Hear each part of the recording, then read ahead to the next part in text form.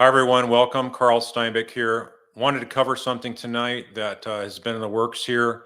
Got a real professional, high quality slide deck to indicate to you the things that I found that were indicative of the TV code language for the murder for Dan Markel, having that connection to Wendi Adelson, if is one. So, what I want to do is have a sort of a deep dive analysis here on what indicators are there. Because as a prosecutor, if I know the code for the murder of Dan Markel on the wiretap between Donna and Charlie is the TV, as we heard on the wiretaps of Charlie's trial, the thing is, as a prosecutor, I'm going to be looking to see what does this TV code in any way, shape, or form tie into Wendi as well.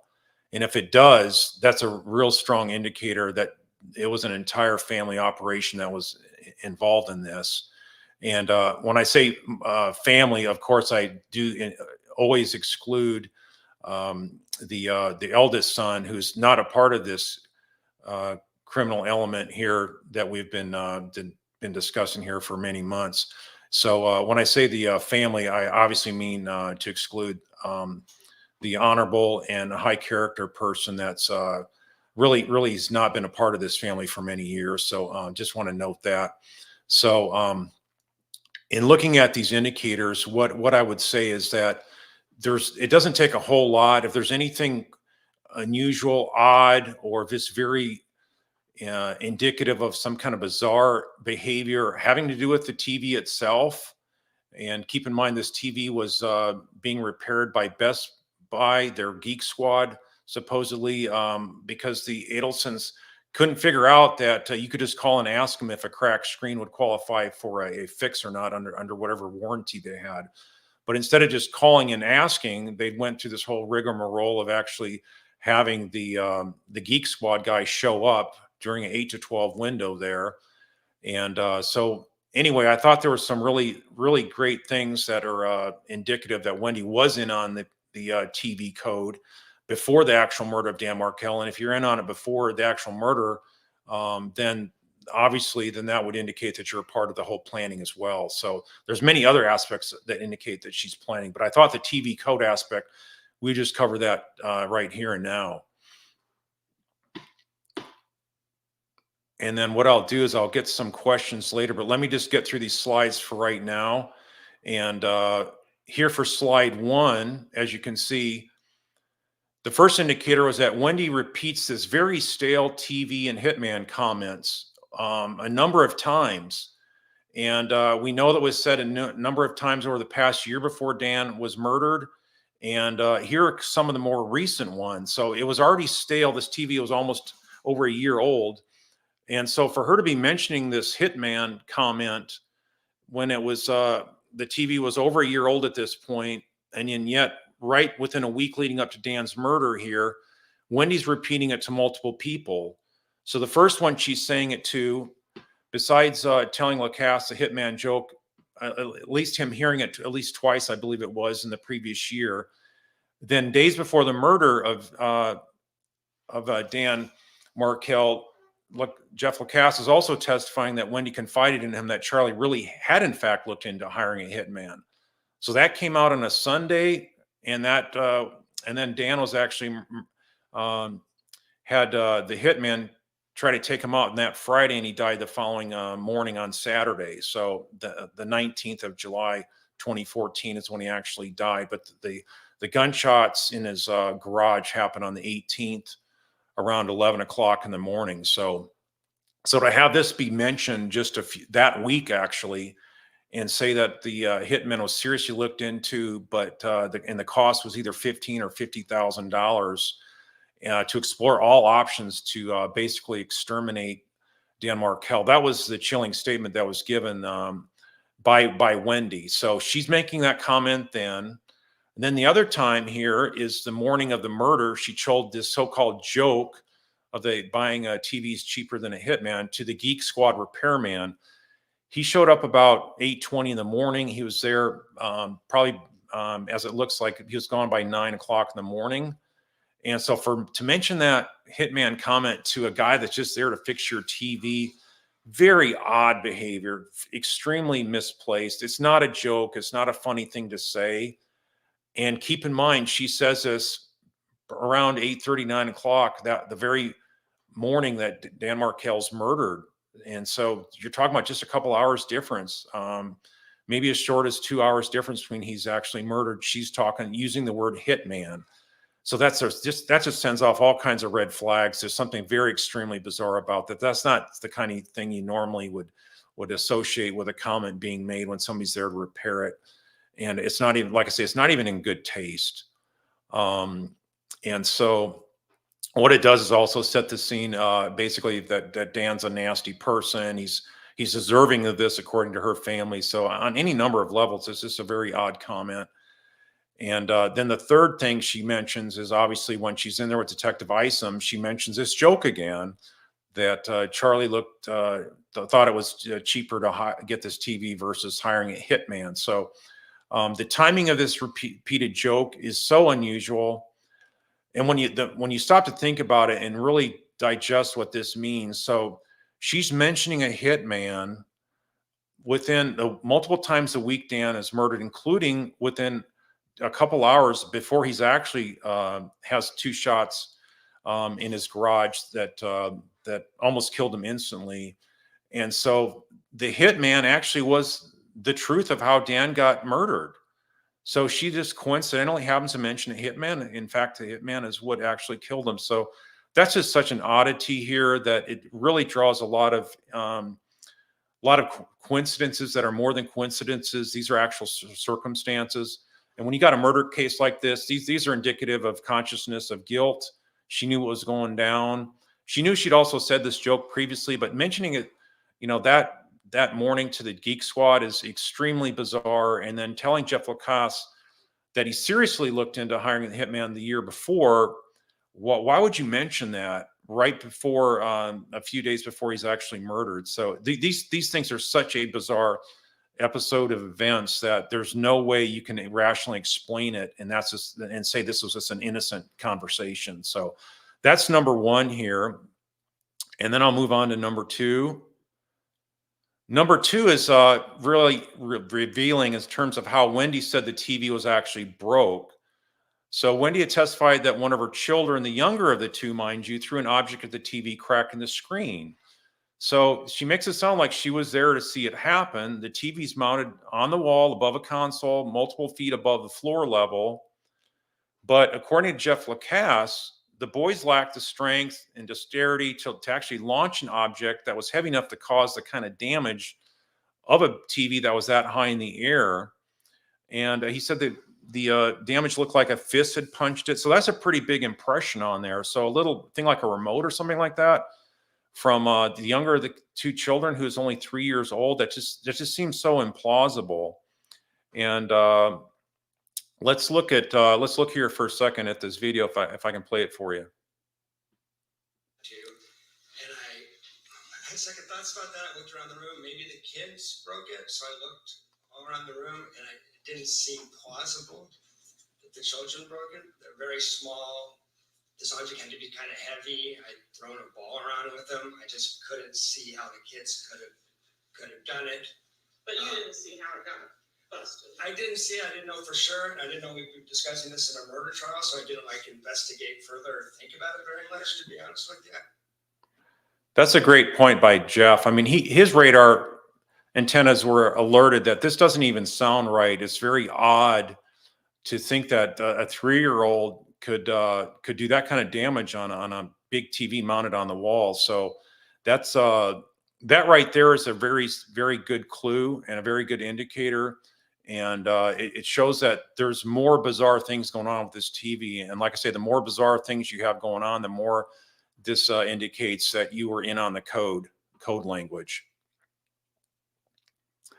All right, number 3 for this TV code indicator is that Jeff Lacasse had testified that Wendi forced him and the boys to watch a full movie, which was titled How to Train a Dragon 2, on this broken TV. So imagine having this TV on the wall and you got a broken screen, but you got yet other TVs in the house. So Jeff said that there was another TV in the house that they had all watched movies on before. and they could have worked. He could have hooked up the DVD to that as well. And then when he was starting to play it up on the other TV, Wendy had insisted on using the broken TV, and he said that the experience having to watch a movie with a broken screen was really miserable, and the boys were complaining. So let's see what he has to say here. And in town at the time. Okay, so let's go forward a little bit to this TV situation. Do you know anything about Wendy's TV being broken? I do. And when was the TV broken, if you know? Between June 11th and 18th, I think it's closer to the 11th, but 100% in that week. How do you know it was in that week? Because we rented a movie, How to Train a Dragon 2, to give the kids a special movie night. And I have text messages where I'm discussing having seen the movie by the 18th with friends. So you were able to refresh your memory? Yeah, I was of able to the refresh title of it. those? Yeah. All right, so do you get the movie or? Well, it was back in the day, it was Redbox, so I rented a DVD from a Redbox. It was 2014. All right, and go over there with the movie, and what happens when you arrive? I walk in the door, and Miss Adelson asked me to look at her television because there's something wrong with the television. And what was wrong with the television? Well, I turned it on, and I was immediately confused because it really shouldn't have been a question. Since you turn the TV on, it's been struck by an object and is damaged and basically unusable. Can you explain what the damage looked like? Yeah, it looked like somebody stood in front of it, took their fist, and hit it like that. Was my first impression. So kind of like a shatter mark with spiders. Yeah, there's like an impact crater, and then there's from that and it's all pixelated and distorted, which makes it very difficult. Really, no one would watch this TV unless you had to. And I had second thoughts about that. I looked around the room. Maybe the kids broke it, so I looked all around the room, and it didn't seem plausible that the children broke it. They're very small. This object had to be kind of heavy. I'd thrown a ball around with them. I just couldn't see how the kids could have done it. But you didn't see how it got busted. I didn't see it. I didn't know for sure. I didn't know we'd be discussing this in a murder trial, so I didn't investigate further or think about it very much, to be honest with you. I just thought, okay. Were there other TVs in the house? There was a TV in the back bedroom, similar make and model, that we had watched television with the kids before on that TV before, so yes. Is that where you watched the movie that night? No, I went to go hook up the DVD player in the back room. Miss Adelson insisted that it would not work and actually stopped me from even trying. So thought that was very odd, but I didn't want to argue, and it's her house, her TV, her kids, so I said, okay. So did you watch the movie on the broken TV? Yeah, we gave the kids movie night where we watched a movie on a broken television that was distorted enough that you could follow what was happening, but the kids are whining and crying the whole time. And I wasn't whining or crying exactly. I was tempted to because it was pretty frustrating. And I just didn't understand, what was going on. And of course, I had related that this TV's broken, it's unwatchable, it's not. Yeah, that is such a bizarre thing to have to sit through. The oddity of this, Jeff is absolutely 100% correct that who would be put through this kind of thing? You got a 3 and 4-year-old boy that are having to sit through and see this cracked screen constantly complaining. And yeah, it would have been miserable. So think about why Wendy would have done that. Wendy would have done that because she wanted to leave that impression that we have to leave this TV here. We cannot get it fixed early, and you're going to remember this broken TV. And so rather than just going to another TV, why would you want them to watch the TV that has a broken screen? It makes no sense. The reason it makes no sense is because things are being planned and being executed here. Jeff said this happened between the 11th and the 18th of July. So this was, I would submit that the time frame then when they thought of using this Geek Squad guy as the alibi for Wendy, have the window happen where they can get this thing repaired right when Wendy would be back up from Miami, and it would be timed perfectly. And maybe there was a timing of it such that when Wendy sent the text to Danger in the last trial for Charlie, she was asking what he was doing between the 14th and the 18th. So that might have been the time, right around that time as well, that this plan of action to use this TV as the alibi, this repair to get the TV fixed as an alibi was created. So I think it's very super suspicious, indicative of there's some kind of planning mechanism in place here by the Adelsons, and this is a real good indicator right there. All right, number 4, we even have another one here, which is Jeff had even told Wendi this TV wasn't fixable, but Wendi wouldn't budge off that. Why wouldn't you let Jeff get this TV fixed? I mean, you're going to sit there and keep it broken up on the screen there for a number of weeks and not let it be repaired. It just makes no sense. So let's see what Jeff has to say here. A new TV. It was not like an 80-inch TV or something that was really that luxurious. It was a TV like you'd see in a dorm room. So we could have replaced it right away. All right, did you? Yeah, they could have replaced it right away, but he was denied the ability to do so. And so ask yourself, why would you not let Jeff have this TV replaced? It wasn't that expensive a TV. It's easily swappable. And repair coverages back that time, they weren't like cell phones. They wouldn't have covered a breakage for anything and everything. So I just thought that was very odd, highly suspicious behavior. Another indicator that this TV code is something that Wendi's actively working. And then number 5 here, this is one where it also goes into the rejected offers to buy the TV. And Jeff look how generous he was. He was saving up to buy a house and whatnot. And he was being frugal with his money, as a smart, wise person would do as a professor. And yet he was willing to go buy a store and put on a credit card, because that's just what a stand-up kind of guy like him does. So let's see what he says here. It's unwatchable. It's not covered by warranty. You're gonna have to get a new TV, and I offered to go do that for her anytime she wanted. She's a busy single mom. I'll run by Best Buy, get you a new TV. It was not like an 80-inch TV or something that was really that luxurious. It was a TV like you'd see in a dorm room. So we could have replaced it right away. All right, did you end up getting a new TV?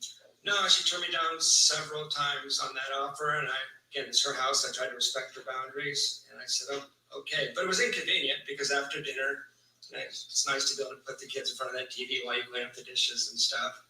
And it sat there being an inconvenience for a while. All right.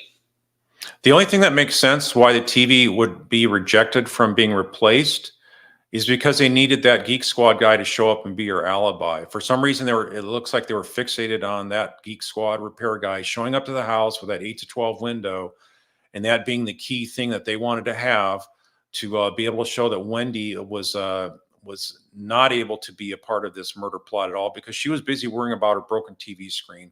And that's why she had to string this thing along, and that's why she had to string Jeff along. That's what a jury's going to pick up on, and they're going to see right through this this extremely odd behavior. All right, number 6 is we also see discrepancies here from what the story is from Wendi. She repeatedly says that she herself made the TV repair, but keep in mind, Best Buy records indicate otherwise, indicating it was her parents or her mother who had done so. And she repeats this assertion in multiple trial settings here. So let's listen to it. All right, and was that TV, did he buy you a TV as a divorce He judge? did. And was that TV the same TV that was being repaired at your residence at the time that your husband was murdered? It was. Who made the arrangements for that TV repair? I did. Your mom didn't make those arrangements? I don't believe so. Okay, notice how she says, I did, but when George was pushing at her and saying your mom didn't, then all of a sudden it becomes, I don't think so. And notice how she holds her eyes closed longer. That's another indicative marker of someone lying. They're going to squeeze their eyes shut longer on answering that question or listening to that question. And so this right here, a jury could easily pick up on that. Yeah, she was all about this TV. She was part of the code, and it was so many indicators here that are building up. So it's just not a one simple mistaken indicator, but these are all compiling up, and it makes it look like she's definitely involved.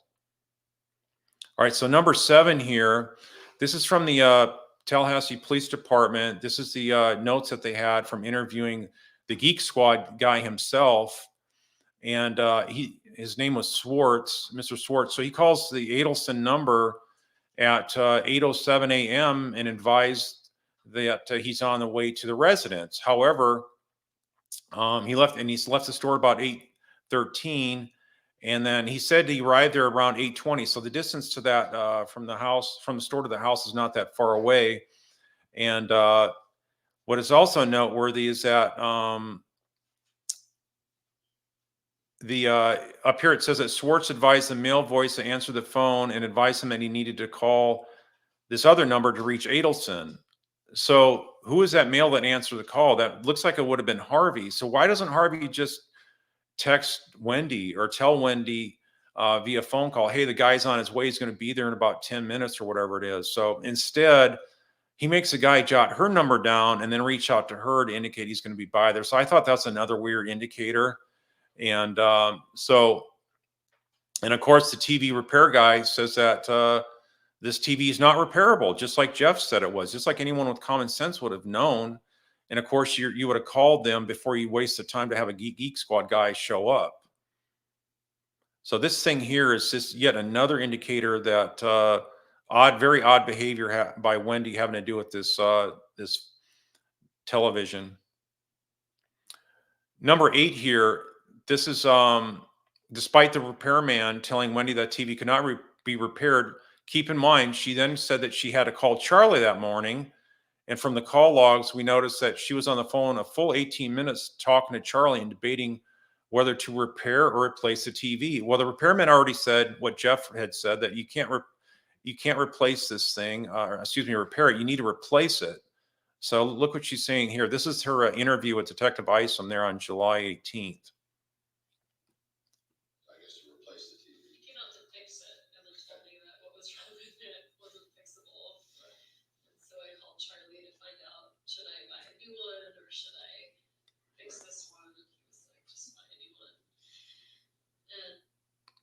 There you go. Why would you call Charlie when you already know that it can't be repaired?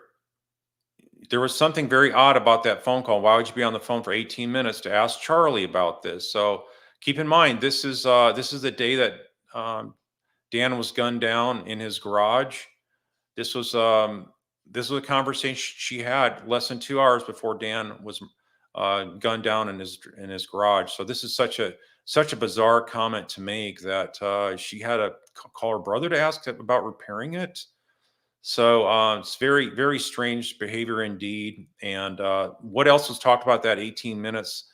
I think a jury would obviously see that there's something else going on here. So let's also consider the fact that for number 9, Wendi pled the Fifth on all of the TV questions. Why would you want to assert the Fifth Amendment right against self-incrimination at a defense deposition by Katie McBanwell's attorneys?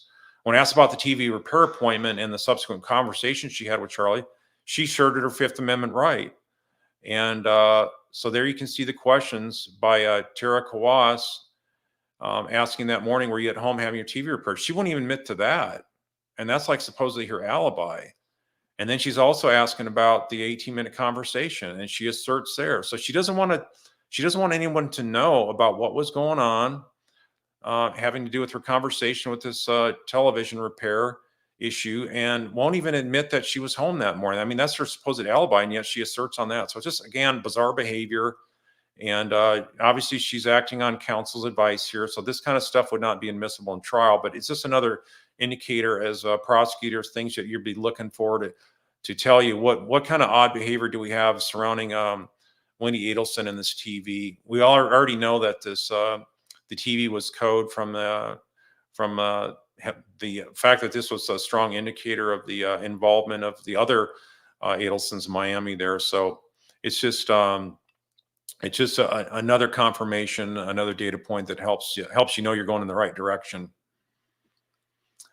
And then here's another point I thought was important to show. So we have number 10 here. So Donna Adelson and also Harvey Adelson saw the broken TV, but yet they didn't replace it.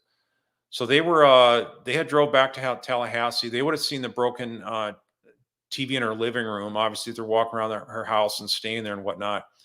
And they also could have replaced it. So why didn't the TV get repaired? Why didn't they have a conversation and say, you know what, let's just swing by and get one?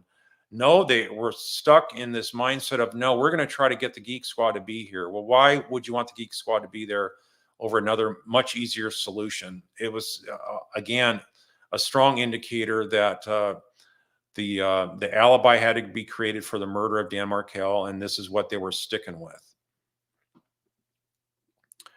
And then finally, one other thing here that just a side note is like even after the trials, there's no indications that Wendi had any inkling to come forward and say, hey, you know what, this TV code I heard on the FBI wiretaps, because remember she was told not to listen to any evidence and whatnot, but she would have known what was going on at the trial. She could have found out in any number of ways about this TV being the code for in the conversation between her mother and her brother Charlie, but yet she did not come forward and offer anything about the TV damage, the timing of the repair appointment, or anything like that. So it just goes on to show that everything about her behavior is suspicious and indicates she's got something to hide about this. And the reason that there's something to hide, of course, is what I believe a jury would reasonably conclude, which is that there's something very strange that they're trying to keep Wendi out of the picture, but yet they cannot help but expose the fact by her bizarre behavior involving the TV that she's a part of this planning as well. So that's the slides I have now. So I'm going to stop presenting the screen and start opening this up for some Q&As here.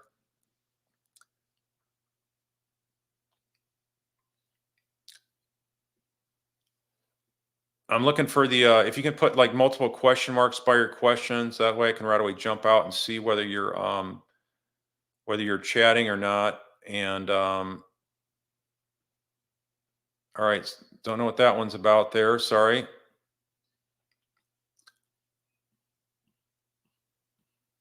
And some of these questions might have came up before we went live, so I'm going to go ahead and scroll ahead here. It doesn't show the time marker for me on when these questions came out, but I'm going to go ahead and look for questions here.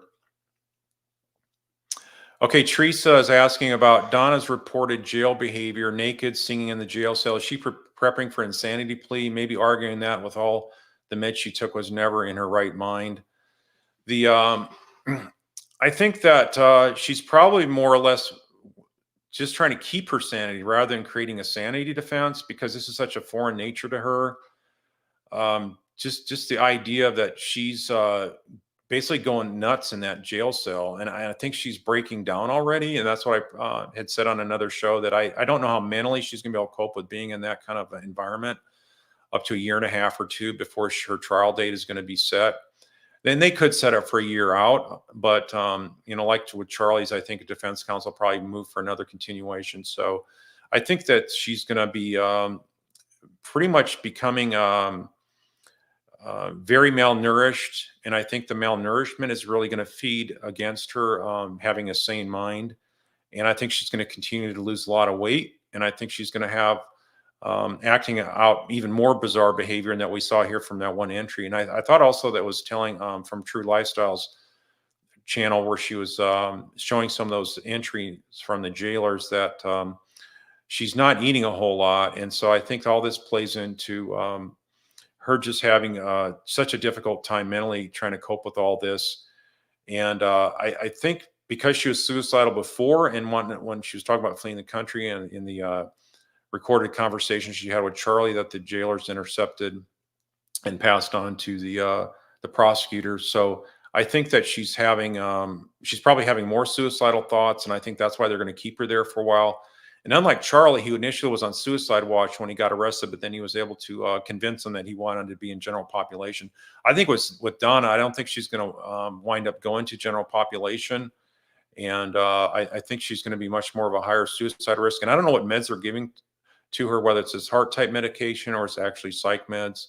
A lot of jails don't give psych meds, but others may be. So not sure what they're doing here for her, but yeah, it's definitely a situation where she's not she's not feeling very well, and you're going to see probably a rapid decline. Yeah, and I think that Tammy Irwin's saying good luck on her and with insanity, because you have to prove at the time of the murder happened she was insane, and that's been 9.5 years. So good luck on that. So yeah, insanity defenses are so hard to prove up, and I think that one of the things you have to for the insanity defense to even get it to the jury is you have to basically admit that you committed the crime.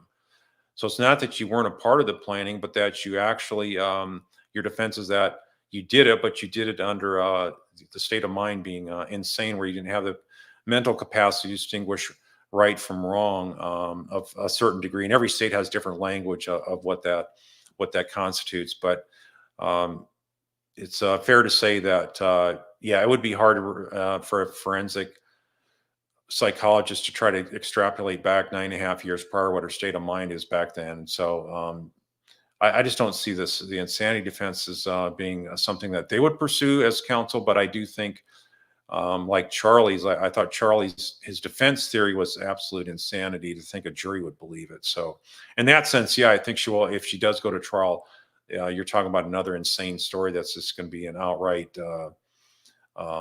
story that's so preposterous it's not going to gain any traction with any common sense jury. Here, someone's asking, I'd like to know how Charlie's doing. Is he in prison yet? No, he's not in prison. He's still there in Leon County Jail, the same jail cell that Donna, his mother, is there, awaiting her arraignment on the 12th of December here. And he has to get sentenced first before he goes to prison. So his sentencing is TBD. It may be the same week. It may be very soon after the 12th. We don't know. It could be a week or two later, but normally they're really close between conviction and sentence. So why they're having this sort of status conference beforehand is unknown to me. And I don't know, maybe that was asked off the record by counsel to maybe get some more time to see if he wanted to flip or something like that. I have no idea what's in the works. I don't see Charlie flipping this early. If he does flip, I think it's going to be later down the road once he gets a taste of prison.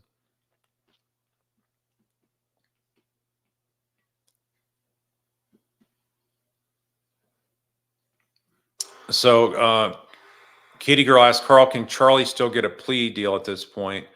I think it's he's already stands as a convicted felon right now for murder and the other two charges. But I think that if there's state mechanisms, a lot of states would have mechanisms where you could go ahead and instead of going to sentencing, go ahead and change your plea after the fact. So I'm not going to speculate as a Florida attorney, which I'm not, as to what procedures they have. But most states would have some kind of process where he could change his plea and waive appellate rights and all that kind of stuff. So I think that in most situations, that's something that he could still flip. And even if they didn't set aside his conviction, he could reduce his sentence. So if he was going to plead, now would be really good time, I would imagine, to go ahead and offer up other folks and try to lessen his sentence from the get-go, rather than trying to be faced with that mandatory life without parole and try to whittle that down after the fact. So I don't foresee him having that much soul searching to figure out that he needs to try to get out earlier and get this life sentence reduced. Otherwise, he's never going to see the light of day.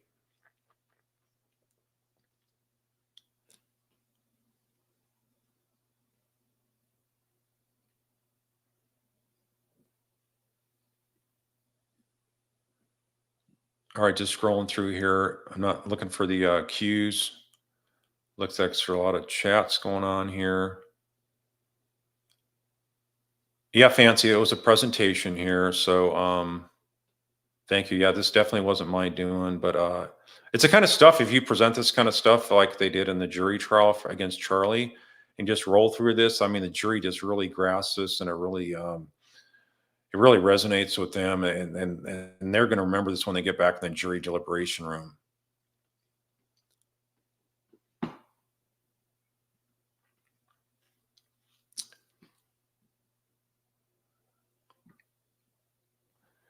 Here's another question about Donna from Becky Ireland saying, what do you think Donna's up to laying naked on her cell floor?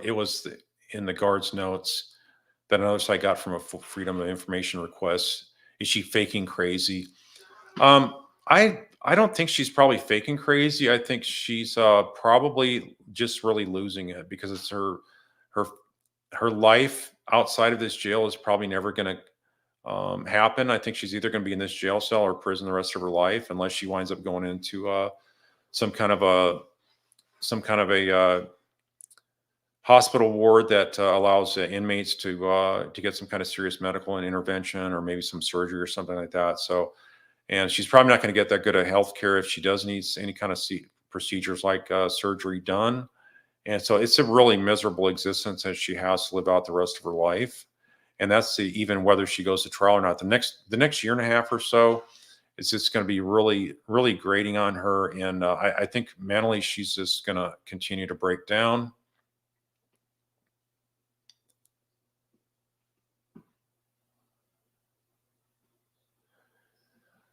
Yes, here, Baby Boomer 56 says, I think the TV was definitely a code. Since Chuckles gave it to Wendi for a divorce present, the TV also became a code for taking him out, going and gone. Yeah, I don't think it was originally designed to be the alibi, but since the joke was made about it, I think they decided to stick on that.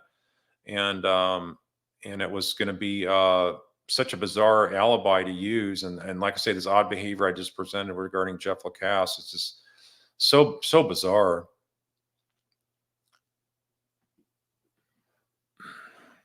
And here, Misu Lu says, didn't Jeff Lacoste say that the TV was like what you find in college dorm room? Yeah, we just played that. Not some big fancy flat screen. Why would you hire a Geek Squad guy to fix an antique TV when the families are millionaires? Exactly right. And that's the kind of stuff the jury's going to see through, and it's just going to resonate as being, yep, she's a part of it. And this stuff came out at the trials here, and so I'm sure the jurors were going to convict her as well if they were given that option. This jury that came back so fast, I'm sure they would have convicted more than just Charlie on this one. So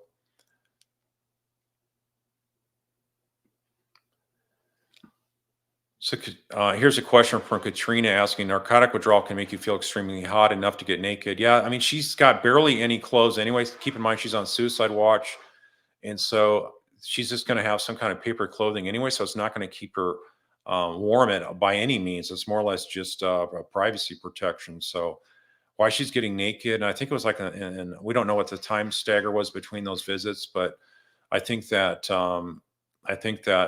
if anything, she's probably being cold. So yeah, maybe the drugs do have something with her not having normal sensation of hot versus cold.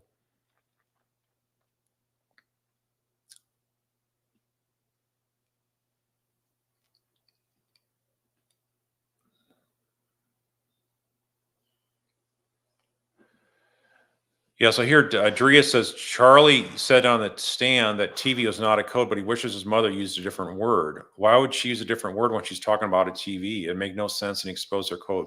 Yeah, some other people have also had good questions, like asking, like, gosh, I wish Georgia would have said, well, what would have been a better word, Charlie, and see what he came up with. But that was his quick deflections that were going on there, and but the jury could see through that. Georgia didn't even have to do that because it was so obvious. Everything he was doing was a spin from common sense. The jury looks at common sense, and anything that Charlie said pretty much wasn't common sense. It was all things that were spinning the actual truth.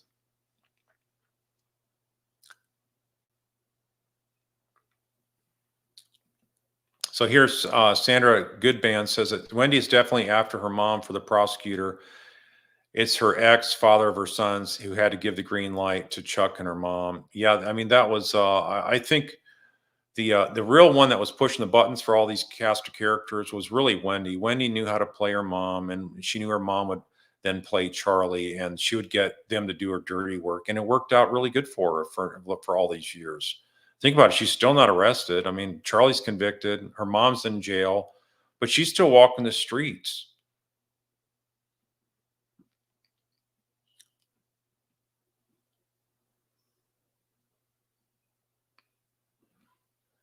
So Crying here says that she's always trying to get more flying monkeys. It's her MO. Yeah, I mean, I think that's good. Another good way to say it is that these people are doing her dirty work, and she knows how to get the best out of them, and it's worked where they're willing to go the extent they were, where they're willing to get busted for murder, and she pretty much had had indicated Charlie was making this joke right there in her first interview with Detective Isom. So she had no cares or concerns what happened to Charlie, and she who knows what she really feels about her mom right now being behind bars. Obviously, she has to take care of her dad more now, and she doesn't have the babysitter for the boys. But the boys are getting older too, so that's less of a concern. They can be home alone at 13 and 14. So, but yeah, there's definitely a huge change in home dynamics now that she's not there. Yeah, the Sundance experiences. I always find it weird why Wendy kept telling everyone about Charlie's so-called joke. I think it played off on a number of levels. It tries to make people think that these other people are there to bat for me. They know I had such an abusive husband, a terrible marriage, that a hitman was worthy. Dan was worthy of a hitman. So it's really just a crude and rude joke that just doesn't have anything to make somebody actually laugh about it. It's more like going to make you wonder, like, what's up with these people that they would have that kind of a this hateful mindset more than anything.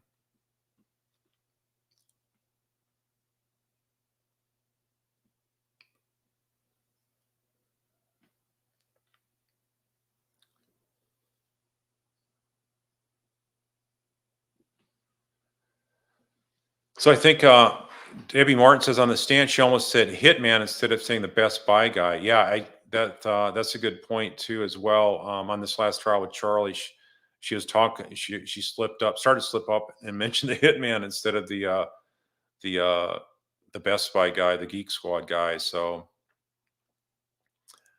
uh, Markel Watch says conscious of guilt. Right on, Carl. Yeah, this is just it's just plain simple stuff. It's not very complex. It's just common sense stuff. The jury picks up on it, and you really can't put a spin on this that you can make them not think that, but that there's involvement here.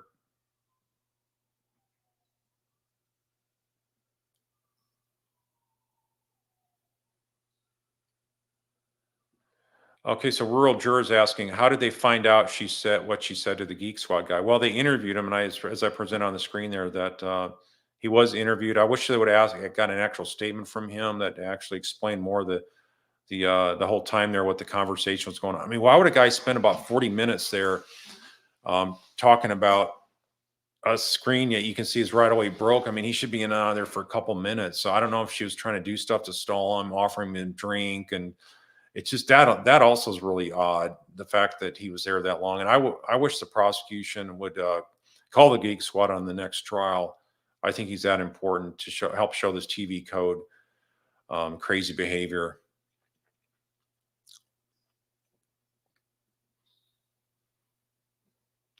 Here, Tom Rose says that Wednesday avoids the use of no or yes.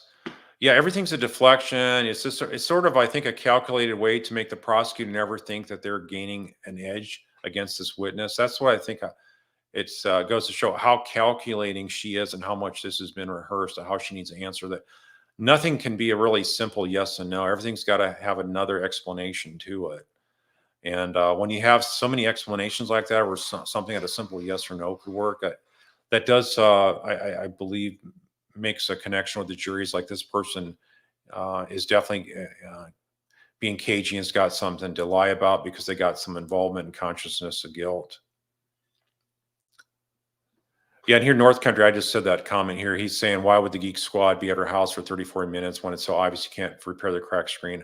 I'd like to know what the geek guy thinks. Yeah, I'd be curious. I'd be asking him. His memory's not going to be as good now, but I'd be asking him, well, what conversation did you have? And trying to get extracted from him on whether it looked like she was just trying to delay his stay from going to the next appointment. I mean, these people have a number of appointments to make. Why would you hold them up there for that long? So obviously there was a lot of small talk and nonsense being discussed to keep them there that long.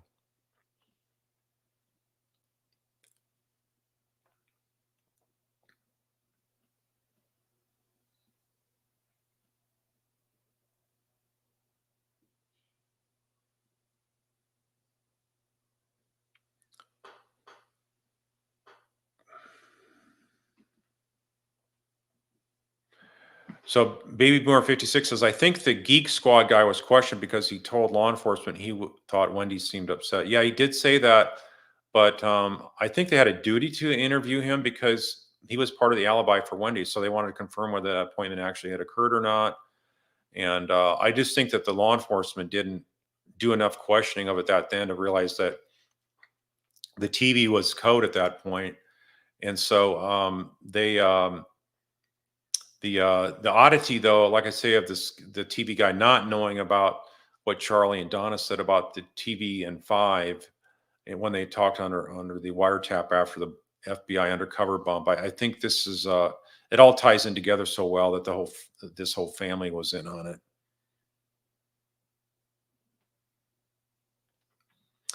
I'll be the judge says that Wendy has also said Geek Squad guys several times. I find it so odd. I thought it was one repairman. Yeah, you're right. And this is the kind of detail that jurors pick up on. And what I've said before is that, no one person can command all the nuanced and detailed facts.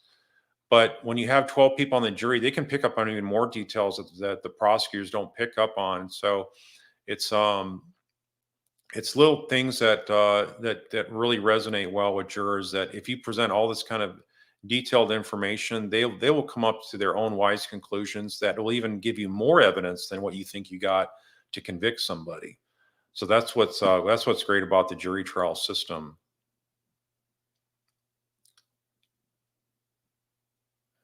And then here we have Parker's Planet saying, Wendy, because it easily asked Jeff to take the TV to recycling instead of forcing him to watch a movie on it to keep her story going. Yeah, that's a good way to say it. I like that. To keep the story going. They need to keep the active alibi going, right? So so she was in on the TV planning, so the TV alibi. So why would you create an alibi if you're innocent? You only created an alibi because you're guilty. You only framed Jeff Lacasse because you're guilty. So those two things have brought up nothing more. You just focus on these kind of things. That's not much more evidence to bring out, but there's so many more, well over 100 more indicators of involvement. So that's why I say if you went another day and a half to 2 days, just talking about issues that Wendy had done surrounding this murder, I think that would have been a double conviction instead of just Charlie.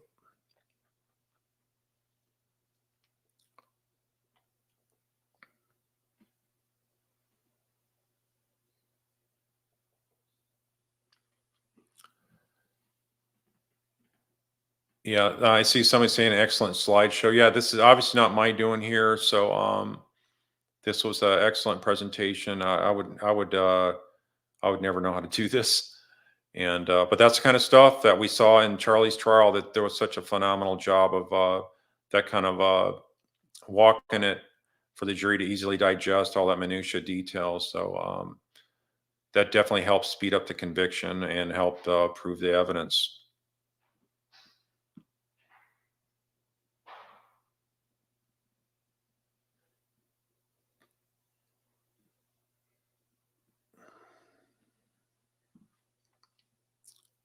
Here from Armand Fancy says, I never understood why she mentions the TV hitman thing. How does it exculpate her if that was Wendy's plan? Well, I think she thought it wasn't tied to her in any way. I think she didn't mind mentioning the TV hitman joke. She said a number of times she knew it was going to come out anyway from other witnesses that would have been interviewed. So why not get ahead of the story and make it look like you got nothing to hide? That's why she thought that she was able to plan this in such a great way that nobody would be able to create slides like this to indicate how she was involved. So they just like any kind of murder planner, you never can fill in all the details good enough to really get yourself out of the jam that you created when the law enforcement does their job. Now, that's not to say that every murder case can be solved, obviously, but when you got this many players involved in something, it's actually easier because you have more of an opportunity for more people to screw something up. And that's exactly what we had here. We had the Adelsons hiring a couple of bumbling guys as hitmen. They paid them an outrageous amount of money, $100,000 for a murder of one individual 7 hours away. This is like such a extremely high dollar amount. So, and that gravy train would have kept on going. As you saw, Katie tried to milk it. She was talking about getting a boat. Charlie had mentioned that he had not got her a Bentley yet, so they were going to let her think that she's going to keep on living on Easy Street with the flow of cash and goods still coming her way. But I really think that they would have wound up taking her out once the thing subsided after a number of years, because he was not going to be owing her the rest of his life. Every time she wanted a new car, every time she wanted a different house or condo or a new boat, he wouldn't have put up with that. He would have found somebody else to put a hit out on her and Sigfredo and Luis if need be. But I think he didn't know about Luis at the time, and that's why um, I think that's why Luis might have been safe from that targeting. Okay, so tennis girl saying that why do you think she insisted on watching broken TV? I don't get the significance of that. Yeah, that's really an odd thing. I think it was just to make Jeff realize he's going to be a witness to this, and she wanted to reinforce that he's going to remember it was a broken TV and that kind of thing. So I don't know why you'd need to do that. It's just such an oddity, but that's what happens. They were people that are guilty with their conscious mind of planning a heinous crime. They mess up and they emphasize things that are otherwise is totally innocuous and a minor action that you wouldn't think anything of it. So the oddity of their behavior shows the consciousness of it, and the fact that they are being disturbed because they're doing something they're not normally used to doing here.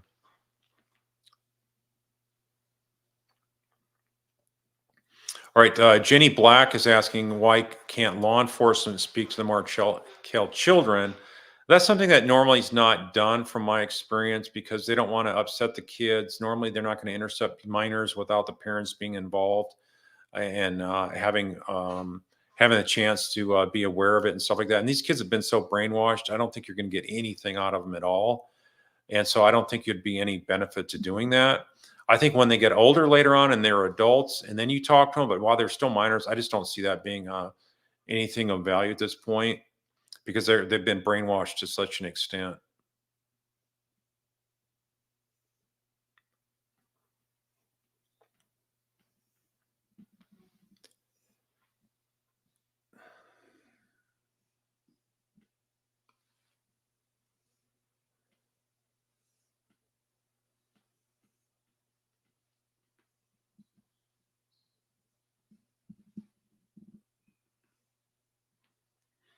Okay, so Kai Ocean saying, I have the belief that Jeff LaCasse was at Wendy's home very often. Yeah, that's true. I wonder how long the TV had been broken like that when he had noticed it any sooner. Well, it was broken, he says, like between the 11th and the 18th of July.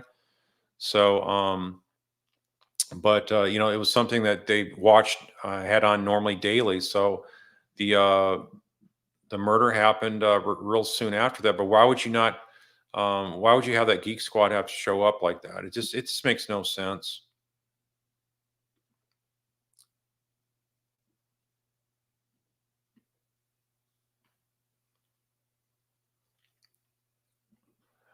So E. Heller's asking, what is the reason they would wait to arrest her? I think they're just decide to go one at a time, no matter how strong the evidence is and how much easier it would be to prosecute.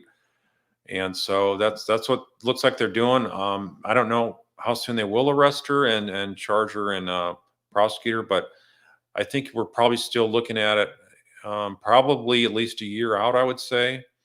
But I think like everything can change because of the fact that you have Charlie about to be sentenced, and you also have Donna in there. So I think it's a roll of the dice, and anything potentially could happen now to disrupt a normal progression like this. Because, as I've said, when you start charging people, then you start getting more cooperation, especially when you got family members like this. People don't raise their hand to come against other family members.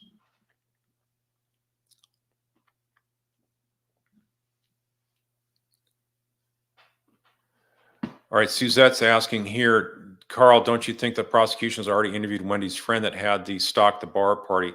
I have not seen that in any police reports yet, and so I won't guess as to whether they did that. I would hope they did that, and they saw the actual list that she had, and I don't know if it was a list that she was told what specifically to get off the list, like it was an email printout or what, but it might be in an email from Wendy if they did get her cell phone email data from that. So that remains to be seen, and it'll probably come out at trial. Like I say, we have more evidence that we don't know. So anyone to say that they don't have enough evidence against Wendy despite this overwhelming amount of evidence, they don't know what other stuff they have out there. Just like we saw in Charlie, there was more evidence we didn't see that came out.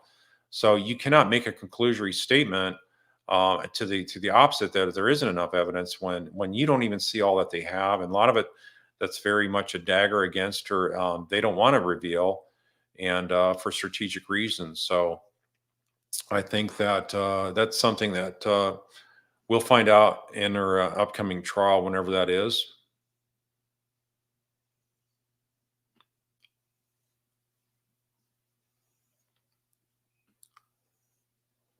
Yeah, here's a question.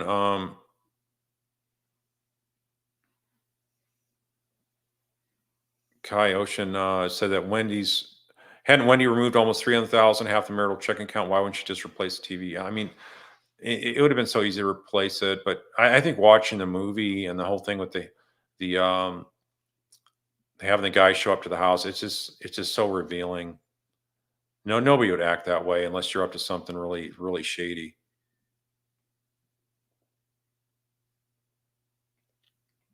All right, just looking for some more questions here. I see there's a lot of good comments. So no, the repair guy was not a witness in any of these trials. So I think it would be good to use and him in the upcoming trial, especially because Wendy would be involved. But there's so much damaging information that they did not even have to include and still got that speedy conviction. So I think a lot of times prosecutors are just looking for, let's hit more of the high points and not get into all the detail minutiae. So I think it's very much a strategy call and what tactics they want to use. So, and look how good they did.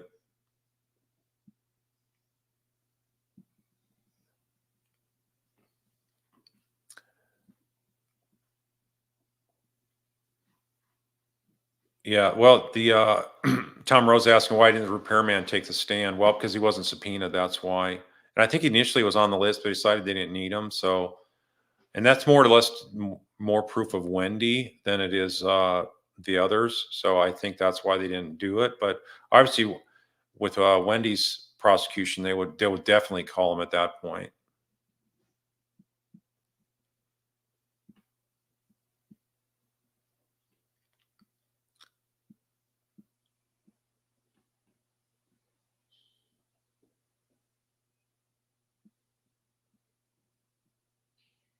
Yeah, sorry if the volume is different between the clips and myself. It was really loud before and I turned it down, so maybe I apologize if I turned it down too much.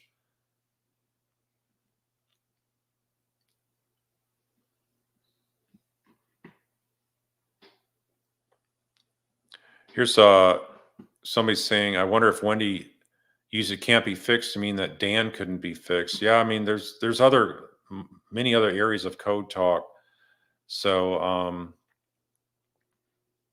and during that 18 minutes she's talking to Charlie, he's probably letting her know the plans are in works. They're up there right now. We should get them news any moment now. Keep in mind the hitman knew that it had to get done before Saturday because Dan Markel was leaving to fly out of town that next day.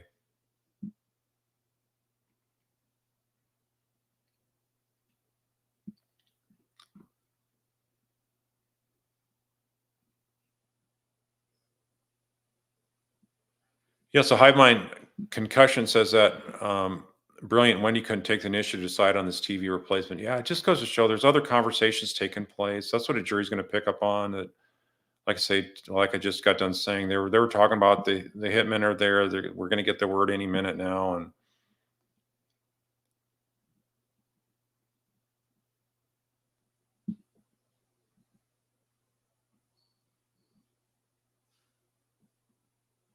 just looking for some more questions here.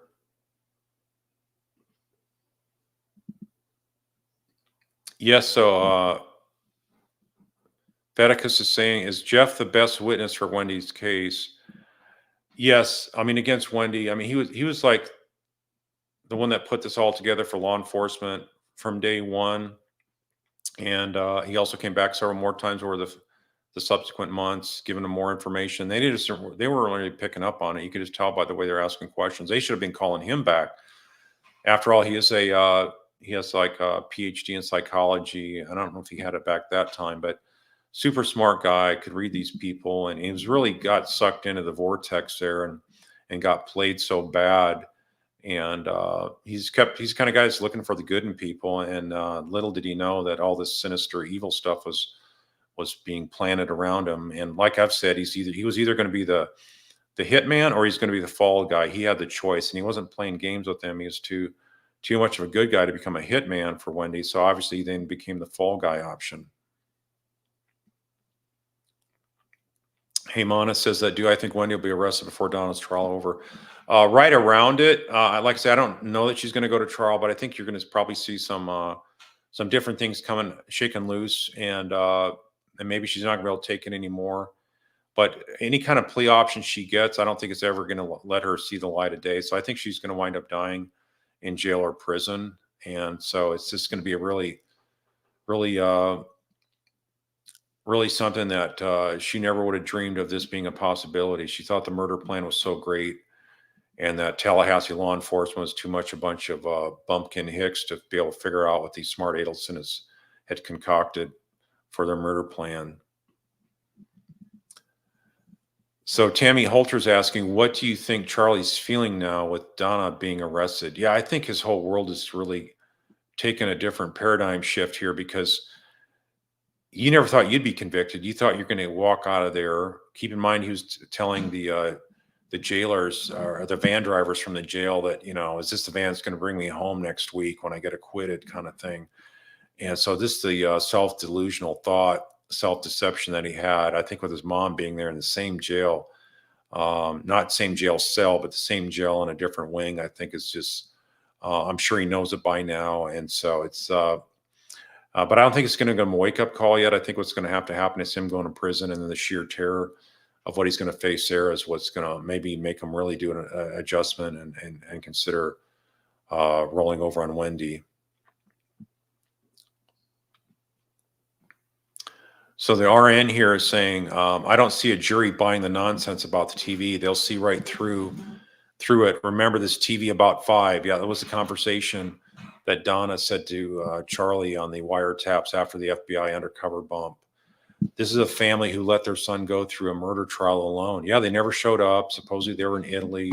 Don't have that confirmed or not whether they're in Italy, but there's a lot of chatter about them being in Italy. They just didn't want to face it. And I think they probably told Charlie, yeah, we'll go take a vacation together as soon as you get acquitted. So they were probably telling Charlie, yeah, you're going to get acquitted. You got the best attorney. Everything's going to work out fine, and we'll get on with our lives. Elizabeth is asking, could you discuss your thoughts about Isom's manner of dealing with Wendi, his failure to explore the joke, etc., and his reassuring her when he said Dan's parents wouldn't think she did it? So, well, I think Detective Isom, he's not an experienced homicide detective at that time.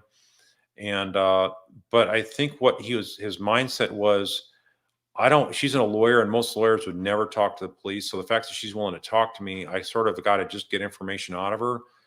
The thing is, I think what he did wrong was that he didn't continue to question her.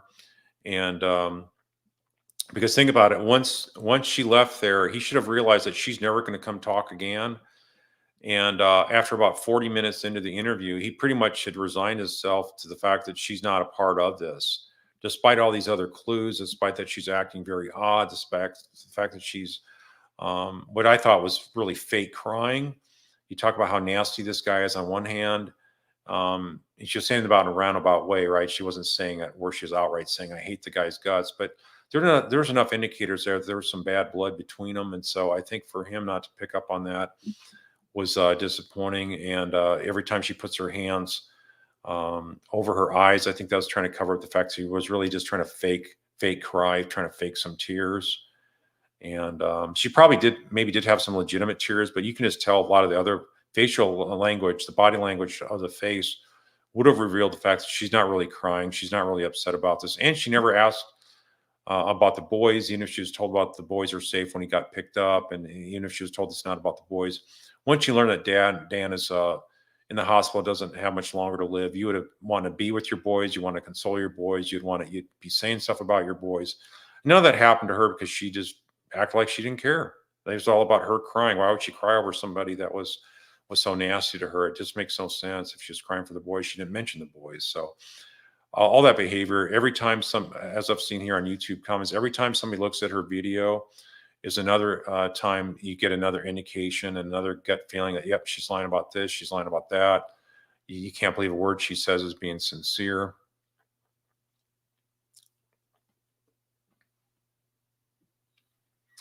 Uh, Greg Shirk is asking, has Wendy visited Donna? No, they don't allow any visitations at the jail cell there. So no one has visited Charlie from family the entire time he spent that year and a half up there in the Tallahassee jail. And so if she might see him from a distance, maybe if there's some kind of transit hallways or something like that, but they're not going to be allowed to talk. There's not going to be any conversation between Donna and Charlie. And as far as Wendy goes, she would be able to talk to her on the phone through the cellular phone access. And keep in mind, those would be recorded unless she tried to pose as an attorney for her mom. Then that would be maybe a vehicle where she could have private conversations. But I think she would probably have to in herself as a attorney of record to allow that to happen. I don't see her doing that. So yeah, she's not going to be able to visit her. Definitely not. This question here is about the Stock to Bar party was supposedly that evening, correct? If so, did she have a babysitter booked since she had custody of the boys? If not, that helps substantiate guilt, in my opinion.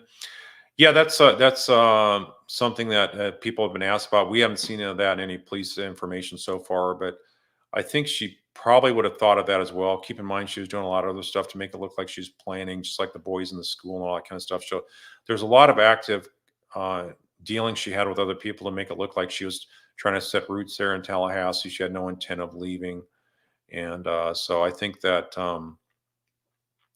I think all that is remains to be seen there on the Stock the Bar.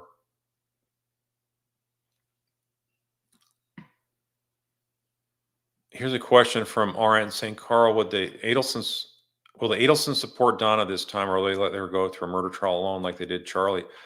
I mean, Wendy's going to be a witness, so she's not going to be able to take part in and watch the trial there behind her mom's chair, her defense table. And Charlie can't. And I think the only other one possibly besides Harvey, I don't think he's going to show up there either. I think he's not going to be able to take it. And I think his health is going to be on the decline as well. And like I said, something leads me, my instincts tell me that she's probably not going to make it to trial. I could be wrong, but that's just my instincts. So Eugene McElroy is saying Wendy would not testify in her trial, so you wouldn't show slides from previous testimony which she has immunity on. No, but if she's lying and if you want to prove that she's lying about it and you charge her with perjury, then all the stuff she said that's a lie beforehand would be admissible. So that's one way to get it in. And who cares if you convict her of perjury when you got her convicted of murder and conspiracy and solicitation to commit murder? So I think that's something that's a no-brainer for me is you just go ahead and charge the perjury. If this was my case.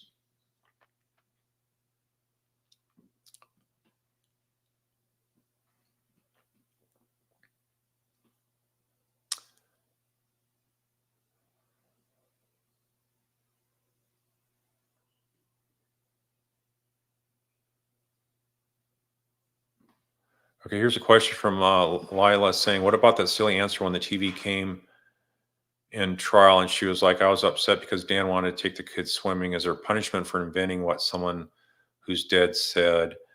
Yeah, I mean, she can say whatever he wants, what Dan's conversation was about, because Dan's not there to defend himself. So, yeah, I remember something about the kids swimming as well. It just looked like she was very petty and not trying to be cooperative with Dan, trying to get have some fun interaction with the boys. So yeah, definitely there was bad blood coming through her veins by her body language and also the lies she was telling on the stand. So Christine Daly saying, where did that info from the phone call regarding the suicide, quote unquote, come from? Do we know that conversation is legit? Well, they mentioned in the probable cause affidavit. So yeah, that it did actually happen. And when Wendy was talking to Charlie, she was talking about how things are in order and she's got trusts lined up, and that she's even looking at having a suicide plan. I don't know the context of that, but she did mention suicide. They put that in the probable cause arrest affidavit. So Wesley John Holmes says speedy trial or delayed after delayed one. I think it's going to be a delay. Most attorneys on a murder case don't want to do a speedy trial. In rare cases, you can see it, but in this one, there's actually not that much to prepare for because you really have no defenses like Charlie had. He had no defenses. You can just listen to what the other witnesses said. So really, you could easily go to trial within 90 or 120 days, but I just don't see that happening. And Teresa Bringus says, will the state bring the same witnesses that were used in Charlie's trial for Donna's trial? Yeah, pretty much the same ones. They could bring a few more ones that that had to do with maybe her behavior, stuff like that. Maybe things she said to neighbors or friends and stuff like that. That's what I believe in doing, is interviewing a lot of their closest friends to see what they're telling them, and you can get a lot of discrepancies and whatnot from their story alone. So the fact that they've invoked and never talked to the police, I'd find out what they're saying to their friends and go from that angle. But most law enforcement folks don't do that kind of stuff, from my experience. So I think they miss out.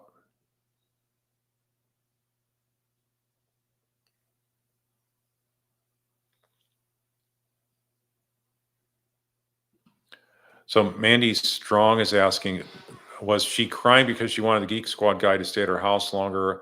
Her prayer would have taken much longer. Yeah, I don't know. She was upset. So yeah, that's a good point. Maybe she was sort of freaking out. I was like, oh no, my alibi is sort of blown now. You're going to leave now this soon? But I mean, really, to stop to think that you could actually have a legitimate chance the guy repairing it, I don't think so. So yeah, it just goes to show how bizarre this whole using this as an alibi was. But it's so obvious it was used as a makeshift sham alibi.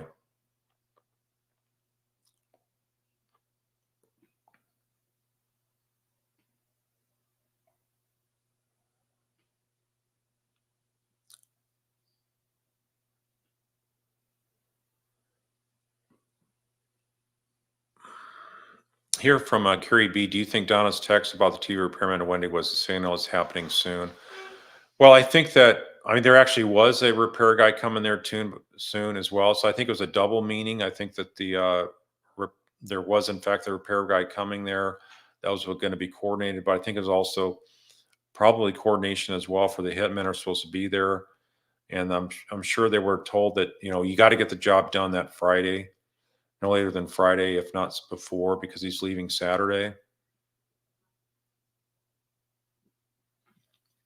So True Crime Wifey says, do you think Harvey might be helping with a plan for Wendy and the boys to leave? Donna's biggest mistake was waiting for Charlie's verdict. Thank goodness. Yeah, thank goodness that was a big mistake, because otherwise she'd have been overseas and running from the long arm of the law for a long while before she should have been able to be nabbed. I think it eventually should have been nabbed, but yeah, she probably could have been a couple years on the run before before we're able to secure extradition. And a lot of those countries would not even detain somebody while they're pending our extradition request. So they'd be able to be running around the country without us having knowledge of their whereabouts. So I think that in terms of Wendy, though, I think there's a good chance that she could also be planning her escape. I think right now she might be in denial, but there is a good chance the closer this gets to trial and with conversations she's got with mom, maybe her and Harvey and the boys will try to flee together. So I just don't see them lasting long there in South Florida, whatever the case is. And they can't even visit Donna right now. Think about it, though. Once Charlie goes to prison, then they do allow prison visitations. And so they may have different rules, though, if you're unindicted co-conspirator. So maybe Wendy wouldn't be able to go there and visit him, but I think Charlie would be, because he's not so far listed as unindicted co-conspirator. But keep in mind, Charlie's phone and iPad were searched also. They had a search warrant for their apartment, the high-rise there in South Beach. So I think for them to go after Charlie that way, I think that it's helping show that they're going after more family members, or not just stopping with Donna.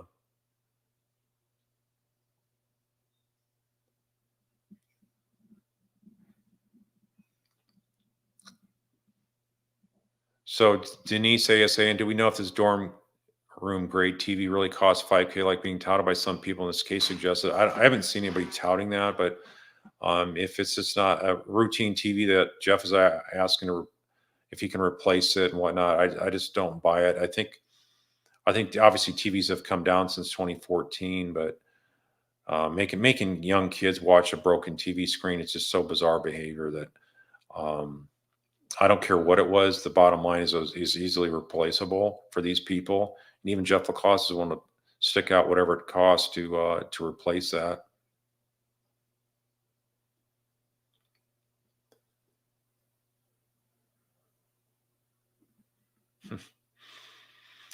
Um, okay, so here is Abigail H saying she's 140 pounds, 112 was what she put on her license. Okay, I just have a hard time believing she's 140. And keep in mind, jails, their cells, uh, their scales probably are not accurate and whatnot. She does not look 140 pounds. And I sort of was hoping I would see like a true mugshot where you actually see the height of the person with the lines behind their head. It was really an odd photo to have something coming from a jail cell when you get face your arrest photo.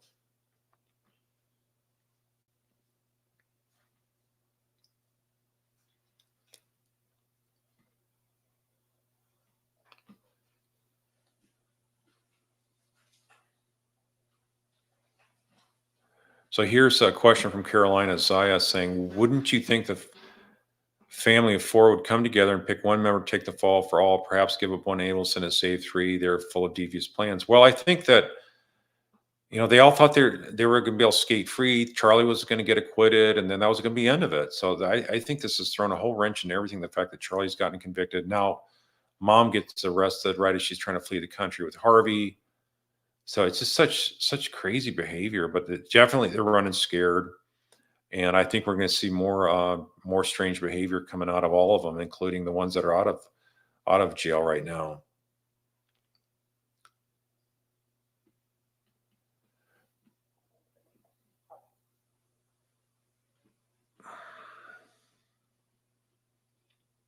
All right, I'm going to jump ahead to some comments here because last time I got way behind. I didn't realize that how many comments there were. It doesn't give me like a count or anything like that.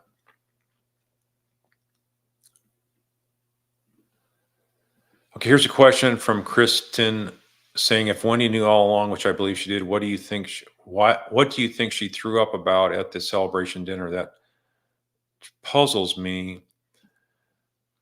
Well, I mean, it could have been any number of things. Keep in mind, at trial, Charlie said she threw up in the bathroom. She says she threw up at the table. That's a pretty big difference to remember if somebody threw up at the table or not. So Charlie said she threw up in the bathroom. Maybe she just had a bad piece of food or something like that, or maybe she had too much alcohol to drink. Who knows? But she made it sound like she was starving, and then you hear how much hatred there was between her and Dan, and to think that she couldn't eat because she was so upset that he was dead. There's no way that makes any reasonable sense.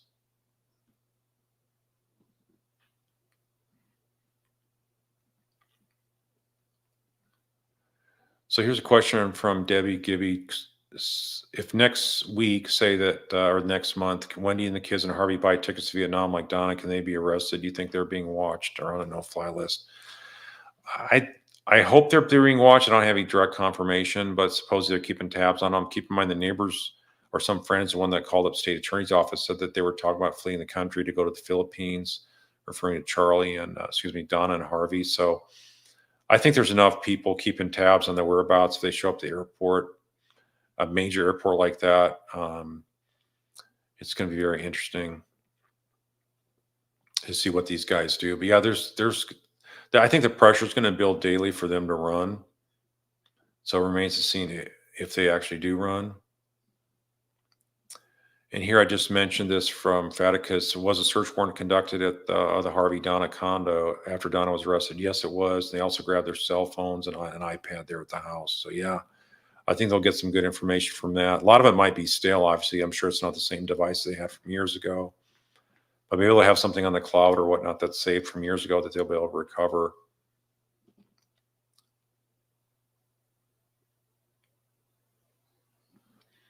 So I'll be the judge says, isn't it likely that Wendy was upset because Dan had just left a voicemail message saying he was taking the boys swimming? She needed to contact Charlie Move at the time they had. I don't I'm not sure about that. I'm trying to recall what she said, what the conversation was about taking the boys swimming later on that day. And but she says she never verified that the boys were dropped off. That's what I call her saying at Charlie's trial. So it's like, wait a minute, that's you should even more be freaking out. And when you saw the squad cars there on Truscott and the evidence crime scene vehicles.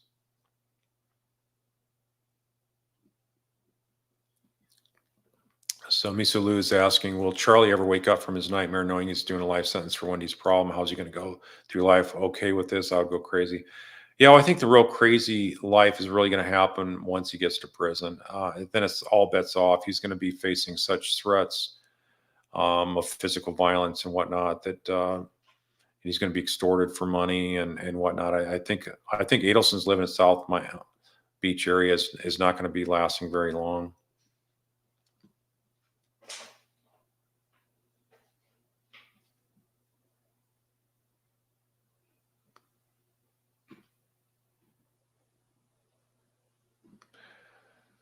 Okay, here's what's your thoughts on the Dr. Graper op-ed? Do you think it's a test to test out a new theory, not simply some friend's view? That's just so bizarre. The guy, if you notice on Florida Politics, there's an article that rebuffed him completely.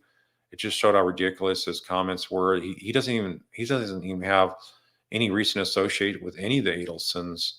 It's been many years since he had any contact with them, so it's it's just very bizarre. I mean, it could have been drafted up by an attorney and said, "Hey, could you agree to this?" Or what would Harley say that you say, and would you agree to do this? But actually, he did reach. Now I think about it, though, he did actually reach out and want. I believe it was he wanted the number of an Adelson. So yeah, that whole thing is just very bizarre. But if you want to know the uh, the more straight story on what this guy's relationship was with him, go to Florida Politics and .com and type in his name. I believe there's a search option there.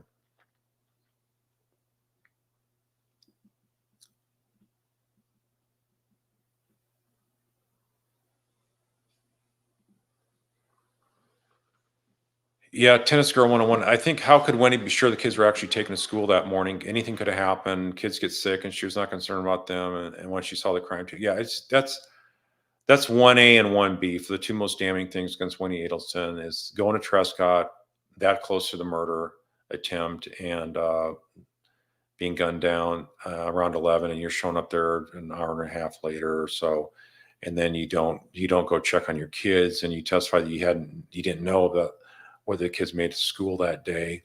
So I mean, that's just so obvious she knew what was going down. That's all it would really take, 1A and 1B to convict her.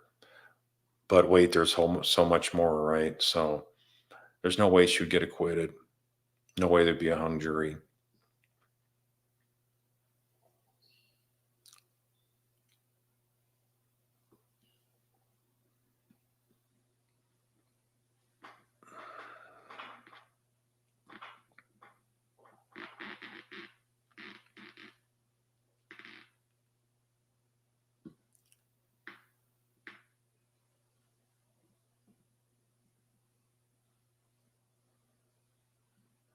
Okay, so Joy is saying, I don't understand how Wendy's allowed to say what Dan said or did, such as asking Donna to babysit and the banana bread. Isn't that considered hearsay? Well, a lot of hearsay stuff does come into evidence, and I think hearsay is really overdone in so many levels because there's so many exceptions to it, and there are so many different ways to get ever introduce it. I really don't worry about hearsay that much when I go to trial, and a lot of times I let hearsay happen just because I don't want to keep stuff that's otherwise innocuous or not really harming my case to go through the have the other side have to go through the interruptions when it's just basically you're just stalling the jury getting to the evidence and whatnot. So in any event,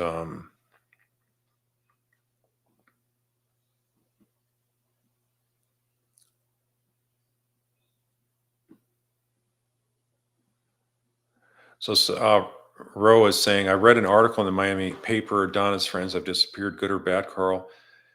Well, they probably had some friends. They go to the country clubs and stuff like that. And so I'm sure they had a circle of friends, but how would a circle of friends still stay with them now after all this? And they probably got away with saying, oh, we're told not to talk about it. And so they never had to explain themselves on one hand. But you think some friends would really start, at some point saying, hey, tell me what's really going on. And so anyway, it's just so bizarre. But yeah, I think what happens now is that they're really not going to, like this Graber guy, the way he's been called out. How could he ever be a witness for the defense with all this other evidence coming out in the Florida politics articles? So it's just so obvious that he would get destroyed as a defense witness by the prosecution. So I don't see him ever being relevant to the case. It was just more social media blitzing going on. So Loretta Dennis asked, did Wendi visit the hospital, take her boys to the hospital? Absolutely not. She had no regard for going to that hospital and having someone of a family member be there for Dan Markel's. He only had some friends that were there. No one tied to the boys. Wendi wasn't there. And yeah, it was very, very sad. But it's obvious what they wanted to have happen. So.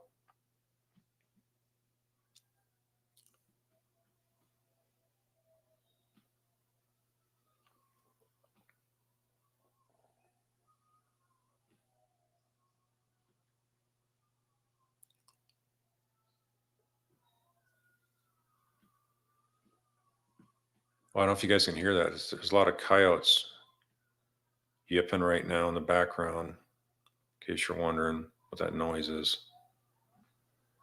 So James Sicard says, have any of the Adelsons sold their properties? I know Charlie's place was listed for sale. And he dropped the price down to like 1.6 million, I think it was. And I think he then wound up taking it off the market. They weren't able to find any buyers for it. So Gilda's 927 says the whole idea that they would kill Wendy's kid's father without ever telling her is in all caps. Without ever telling her is in all caps. Is just ludicrous. Why would they just assume, quote unquote, Wendy wanted her kid's father's head? Yeah, I mean, people don't operate that way. It's really that alone. It's just one of those common sense kind of things that just makes it that much easier for the prosecution to bring up any data points and get her convicted.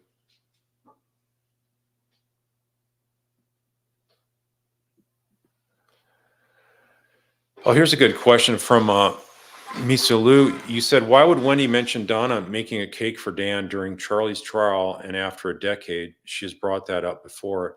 Yeah, that's a really good comment because the thing I'm thinking of is she can't even remember what they got Harvey for his 70th birthday.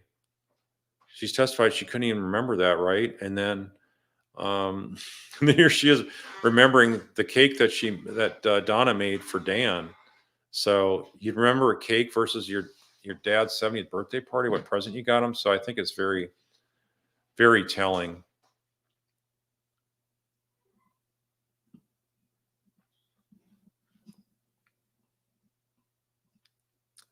So I'm going to jump down into the comments here. I'm going to try to take about another 5-10 minutes and we'll sign off.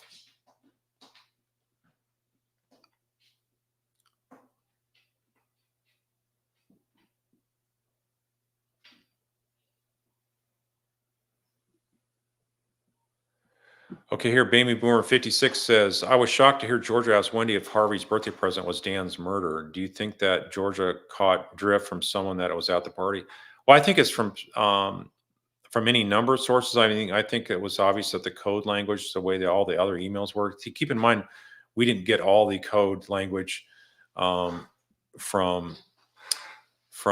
the trial that we observed. There's a lot more information I'm sure that we have not seen. So I'm sure they had a legit enough indicators that actually was the birthday present.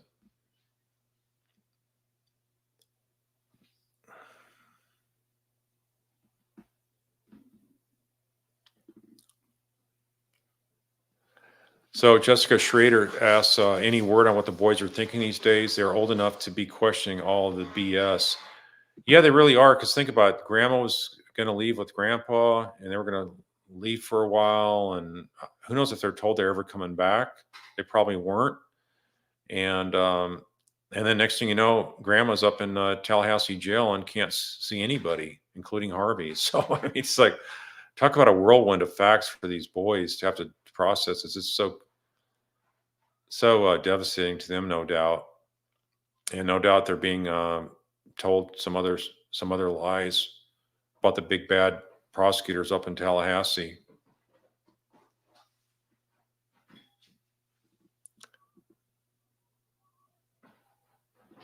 Here, Annie's saying, is there any hope that the Markels will get the heirloom back from Wendi? No, that'd be very curious to see what happened to that heirloom because they never did get it back. The Markels don't have that. And why would you do that to a family that survived the Holocaust? I don't care what you got for your divorce.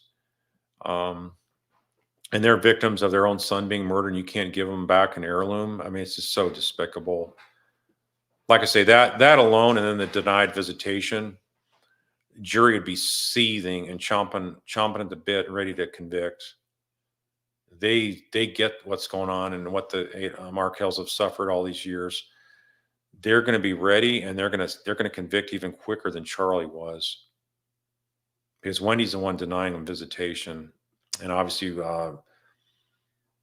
Donna's a big part of that as well. But ultimately, Wendy's going to be the one holding that over her head when it goes to trial.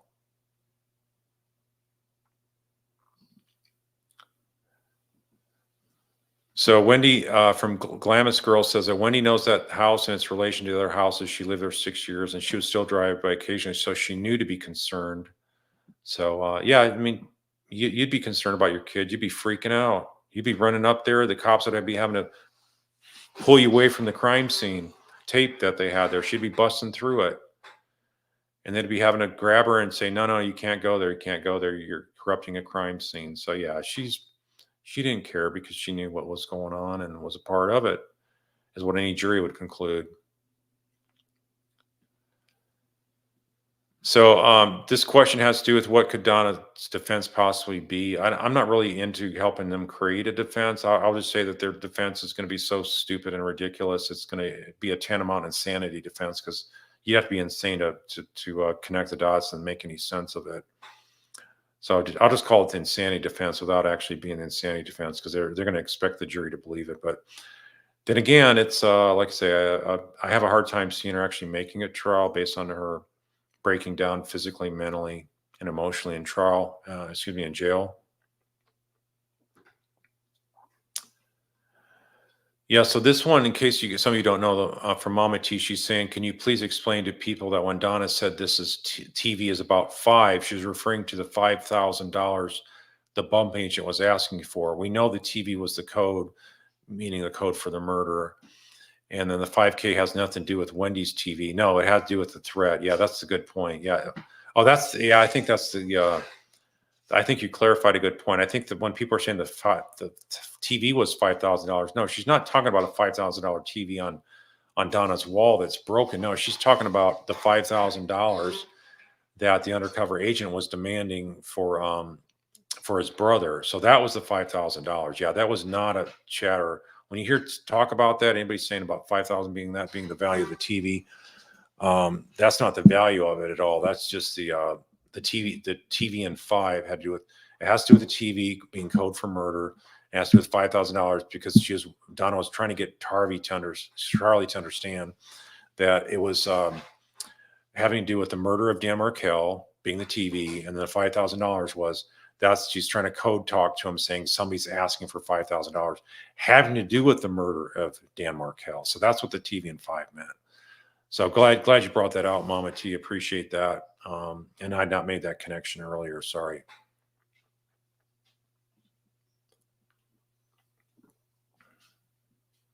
So here, Atticus is asking, can Wendi be charged together with 3 charges with perjury all in one trial? Yeah, how does that work? Yeah, you charge them all together. That you have a right to do as a prosecutor. And so that's why you'd get all her previous statements in that were lies, and you could bring that in through various means, whether it's a transcript or actually being the videotape as well, because in the end, if she doesn't take the stand, then you at least got her version of what she told at different times coming out there, and you can see how bad she was lying. So Carol Johansson is asking, do you believe that Charlie will have to remain in solitary confinement at all times because he's Jewish and can't get protection from white supremacists? And he also blamed Latinos. Well, I think that Charlie will not be able to stay in any kind of protective custody, which in and of itself is not necessarily that safe. In Florida prisons, if you go to YouTube and type in Florida prisons, I mean, they're overcrowded and they're nasty. They don't have air conditioning. The food is like bottom of the barrel for human consumption. It's extremely grotesque. And having to be in that condition, then you got to sleep with your one eye open. And any moment, you could have a knife to your throat or your back or whatnot, or you could be raped. And so it's going to be very, very much a horror lifestyle that he's going to be facing every day. So I think that's the kind of thing that he's gonna be facing if he's not in solitary confinement. But there's part of Charlie, I think, that wants to just go out there and face the threats and try to take them on. I think until he gets beat up enough, then he's going to have to go back in the protection hole. But he wants to talk to people and he wants people listening to him. So I think it's going to be a combination of different things. But I'm pretty confident that he's going to face those kind of extortion threats no matter where he goes, even if he's in a protective holdings smaller area of confinement.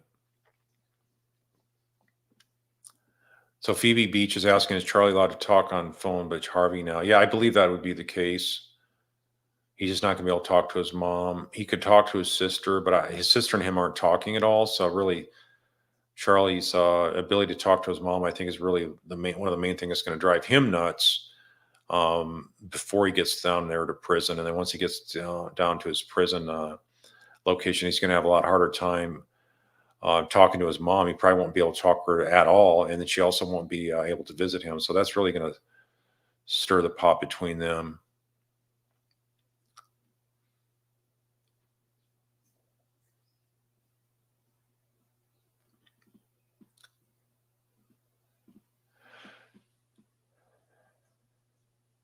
Yeah, I got my cat in. Thank you. Cats. Got the cats in. Oh, yeah. No, I'm talking literal coyote codes. It sounds like there's about 50 of them out there really close.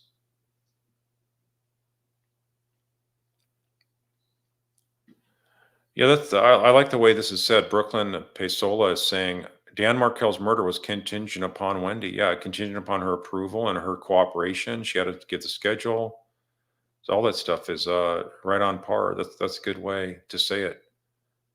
They would never done this without her giving a green light and taking part. They just did their best to try to keep her out of the communication lines, but obviously she couldn't do that very good.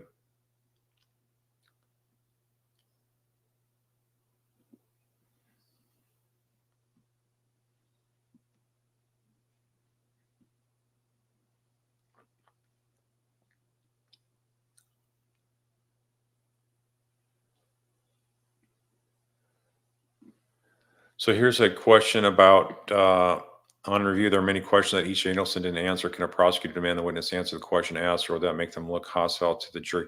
Well, you can ask. You can a witness you call. You can get hostile if they're not being straightforward with you. So Wendy was much more facing a litany of questions from Georgia than she had in the other two trials she testified. Georgia would only go one deep and ask her, like, are you sure it wasn't this, or are you sure it wasn't that kind of stuff? Just one extra question to poke holes at what she was saying. And this time she went after much more aggressive, so with much more line of questioning. So I thought that was very good, especially because you got an Adelson on the line here.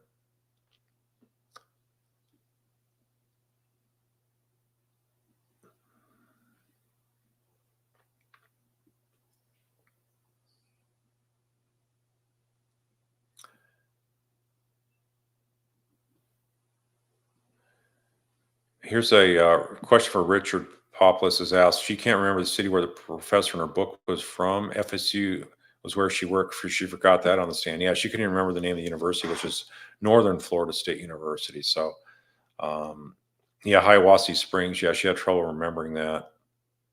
or not. I think that was something that was probably more of a stall tactic than anything.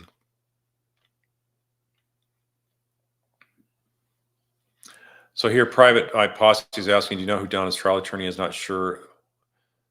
Surely not the one we've seen the last 2 appearances. Well, you know what? That's a good question. I think they're going to have more attorneys. She may stay on as sort of maybe like the one that's working with a team of other folks, including a jury trial selection expert like they had up in New York. Maybe they'll have the same team come down there and spend another $1 million.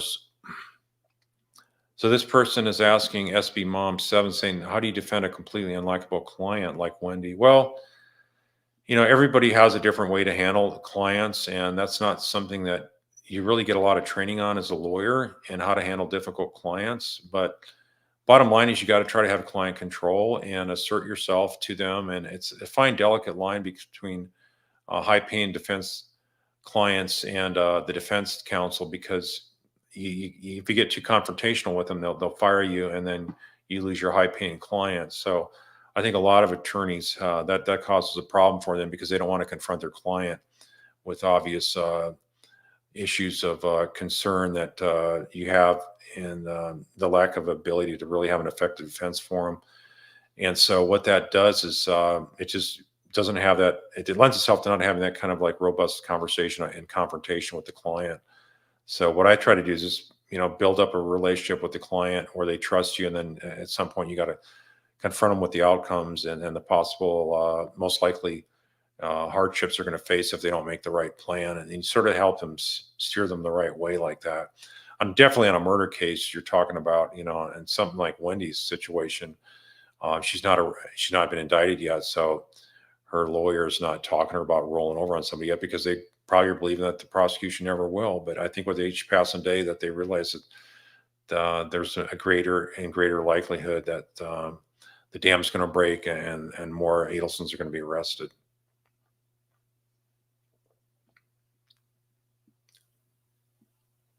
Oh yeah, somebody says they didn't hear the coyotes. That's funny.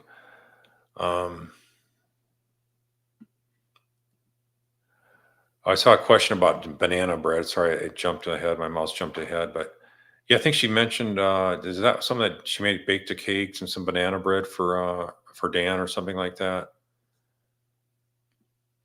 So I thought that was very much something that you're not going to remember, or whatever. And yet you're gonna you can remember that, but you can't remember what you got your dad for his 70th birthday around that same time frame.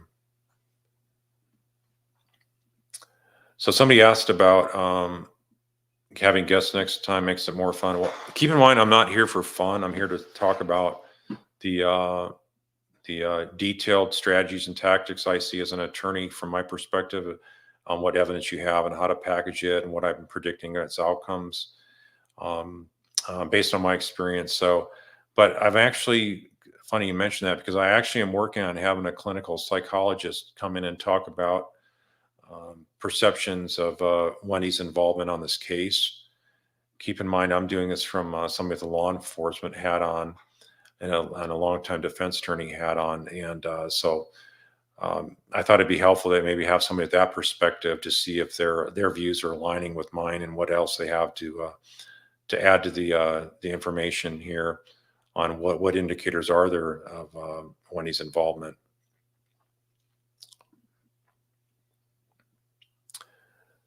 So I think I'm going to take one last question here.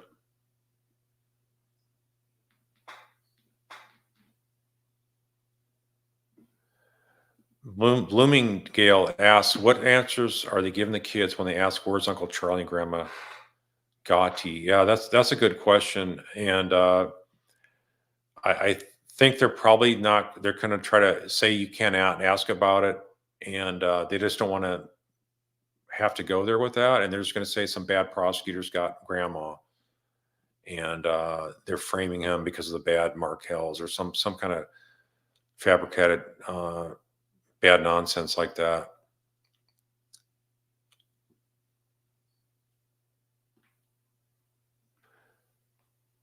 So, okay, with that, I'm going to go ahead and sign off here. And what you guys, I think I'm going to let some of the comments still flow here for the next few minutes. If you guys want to chat, and I will. I don't know if I cuts it off if I do the end stream here now, but I'll try to leave you guys on for some additional time frame here, if it doesn't cut it all altogether. But thanks for joining and supporting the justice and fight for the Markels. And I'll be back on Friday on Don DeQuisto's channel. And I'm also looking at a couple other murder cases of covering. And you guys have given me some ideas on ones to cover, so I appreciate that as well. So there's a couple ones that have piqued my interest that are really outrageous that I think I'm going to cover as well. So I'm starting to get up to speed on some of those as well. So, and I'll be back again later this week, probably Saturday, if not before. So thanks for joining, and see y'all later.